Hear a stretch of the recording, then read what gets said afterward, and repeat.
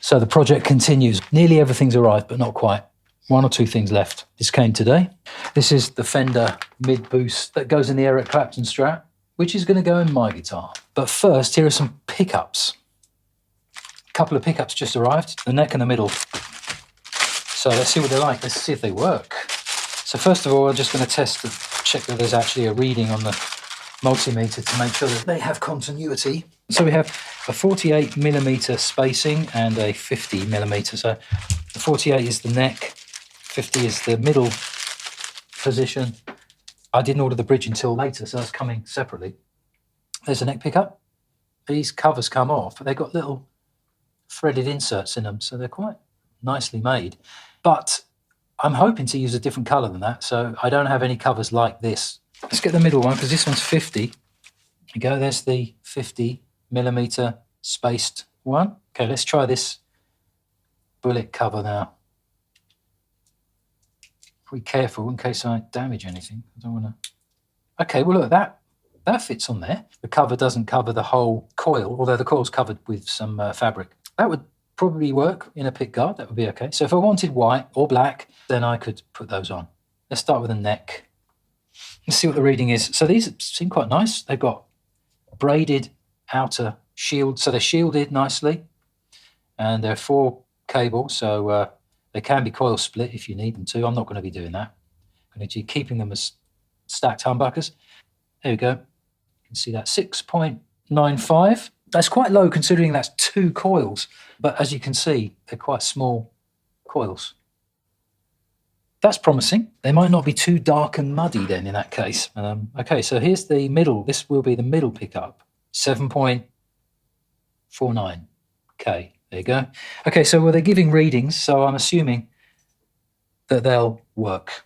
I'm not ready to install them yet. I've got other things to do before I do this. Very nice. If there's any of you in the comments that can tell me if this looks similar to any other kind of stacked humbucker noiseless Strat pickup that you've seen before. In the reviews, the buyer's reviews on the listing for these pickups, somebody did comment that they thought that they sounded very reminiscent of Seymour Duncan classic stack pickups, I think it was that they said.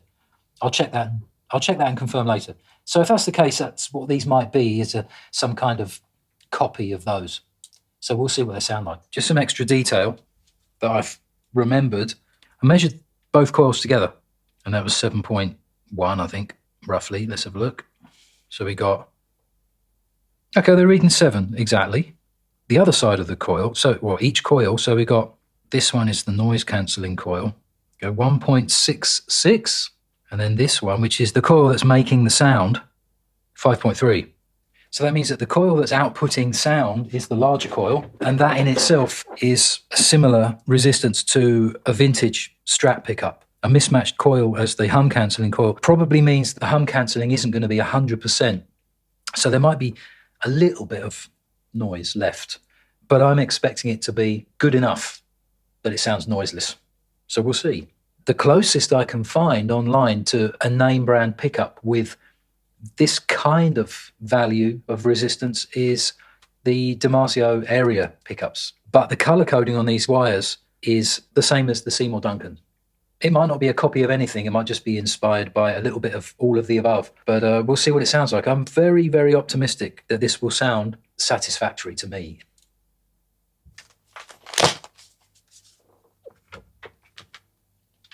So let's see what's in here. Let's take out the paperwork first. Check what we're supposed to have in this kit. Mid-boost preamp kit, 25 dB installation guide. Okay, yeah, it does come with some wire. So what we have in here is a knob, tone knob. The knob, actually, the knob's quite nice. It does actually look a little more expensive than a lot of the cheap parts that you get. It's the only one. Okay, so in the rest of the bag, we've got 3 pots here. We have stereo jack.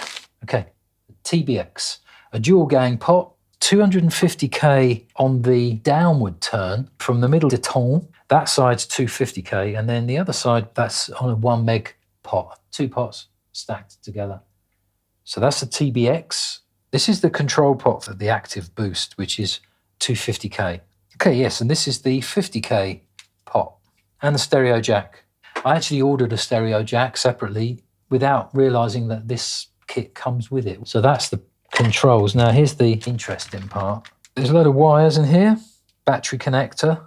Oh, right, they're already attached to the board. That's great, because it just means that there's less room for error on my part.